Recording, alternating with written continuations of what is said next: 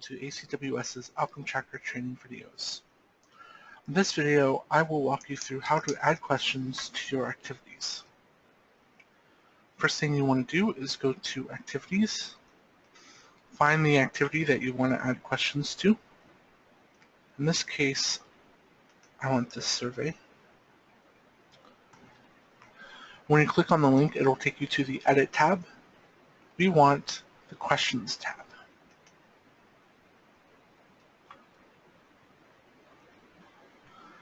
By default, it'll add these 4 questions to almost any activity: enrollment begin date, enrollment end date, provider, and enrollment hours. If you don't want any of these questions on your activity, you can delete them. I know that I don't want an enrollment end date because this isn't really an enrollment that people stay in for a period of time. This will be a simple one-time survey. I don't really want enrollment hours for that same reason. It's something that people do one time. So I'm going to delete those by clicking the box next to them and then going down to the bottom of the list and hitting delete. That is how you delete any question from your activity, default or otherwise.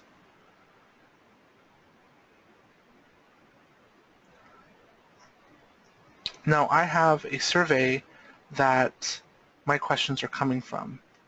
My survey has 2 date questions at the top here, as you can see. I deleted the second date question because it's not applicable for this date of X or date of survey, because that was an enrollment end date, which is meant to be the bookend to this one. The enrollment begin date is the question that is most commonly filtered on reports and inquiries. So I have to decide right away whether I want the reports to pull on date of survey or date of exit. Do I want the date range to reflect the surveys or the exits? I think I want my date range to reflect the date of the survey.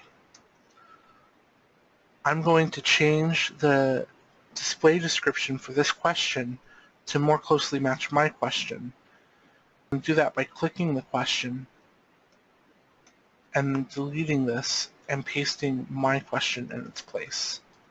The question won't change here, but when I select to enroll a client in this activity, it will display as this. I want to save and close. The provider, you'll see that this question is not on my survey. Often there will be questions that you will want to add to your surveys in Outcome Tracker that might not be on the paper surveys. I think this is a good example of one of those questions. And this is just an automatically generated list of people who are marked as staff in your database. And in the future, I might want to pull a list of survey results for clients from a specific staff member. And in order to do that, I would need this in the survey. So I'm going to keep that in there. This survey has date questions, drop-down questions, and text response questions, and number questions. I'm going to show you how to add each type of question and some of the other more common questions that are not on the survey. So the first question I'm going to add is date of exit. I'm going to do that by coming down here to the bottom of this list and clicking New.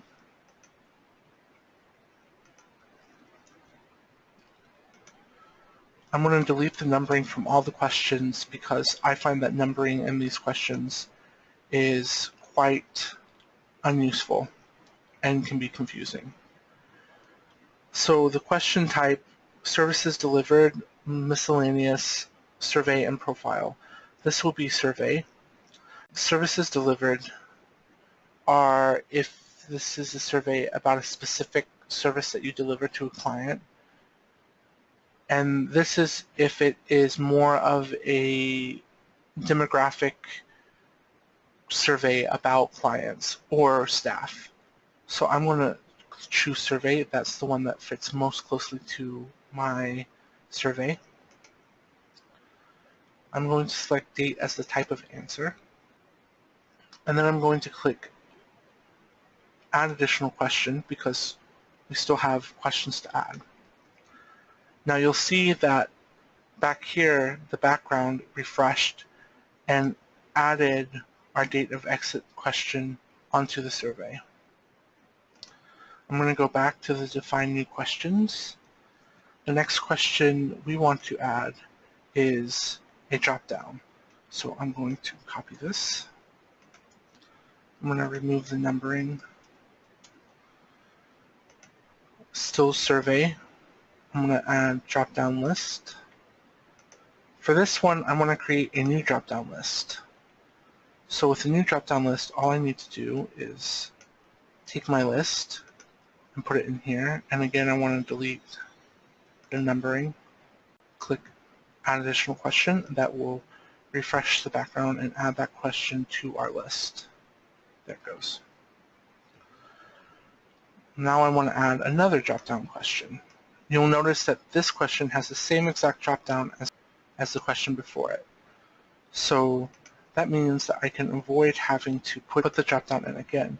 So if I select drop-down list, you'll see there's an option to create a new drop-down or to select a previously created drop-down.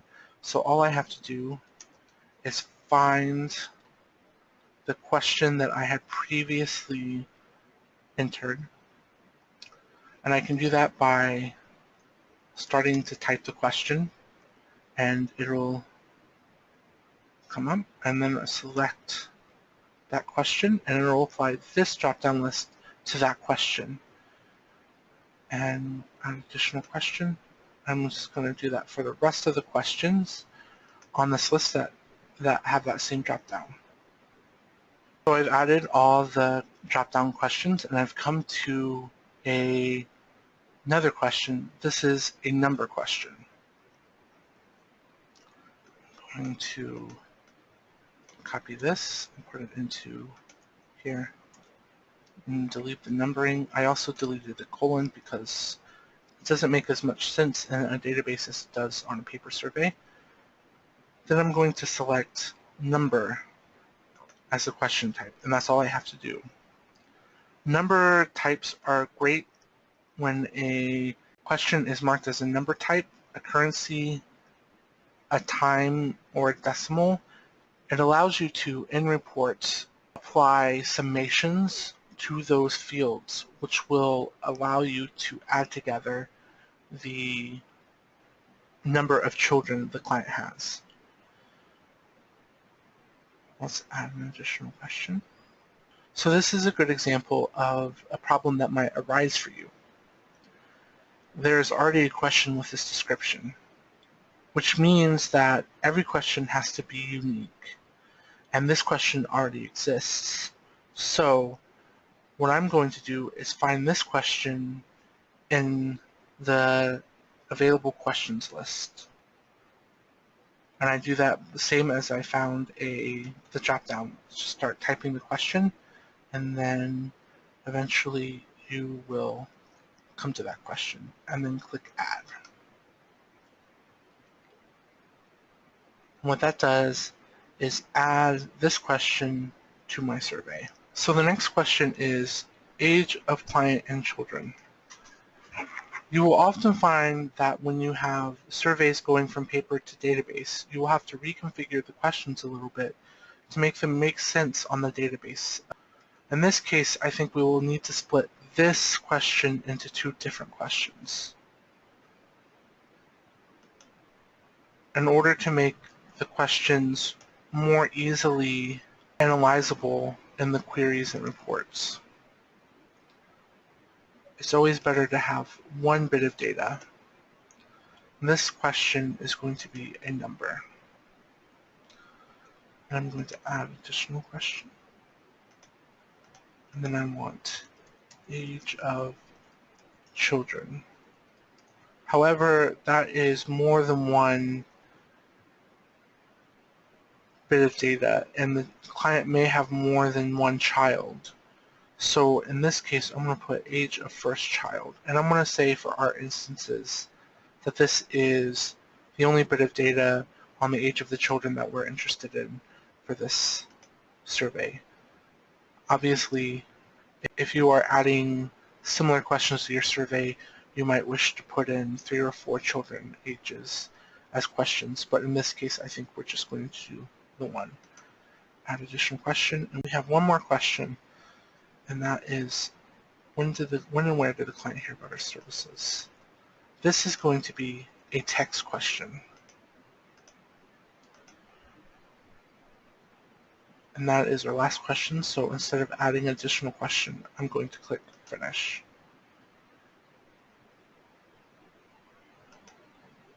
Now all of our questions are added.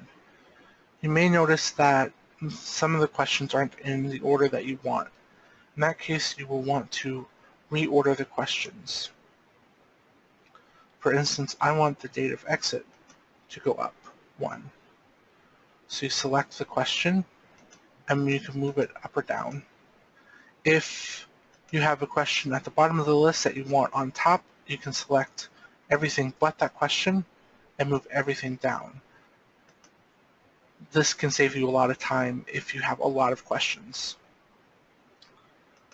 Now I'd like to discuss some of the questions that are options that we did not use.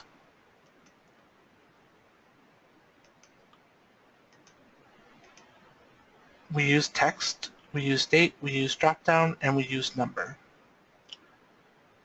Multi-select dropdown list is just like the dropdown list, except it allows the user to select more than one option. For instance, in our examples, if the client wanted to select false or mostly false in this drop-down list, it would need to be a multi-select. In our case, it seems unlikely that a client would select more than one, so I'm going to leave it as just a drop-down list. Anytime you can use a drop-down list instead of a multi-select drop-down list, I would suggest doing that. But of course, multi-select drop-down lists are also quite useful. Another question we did not use is name, and that's pretty straightforward. If you want to put a name in your survey, you can add that. Currency is just like a number field, except it's for money. Decimal or fraction is usually for hours. So if you want to put in the number of hours in an activity or number of minutes, you would do that. And then time is if you would like to put a time into the survey. And that is a walkthrough of how you add questions to your activity and the different kinds of questions that you can add to your activity. Thank you for using ACWS's Outcome Tracker support videos.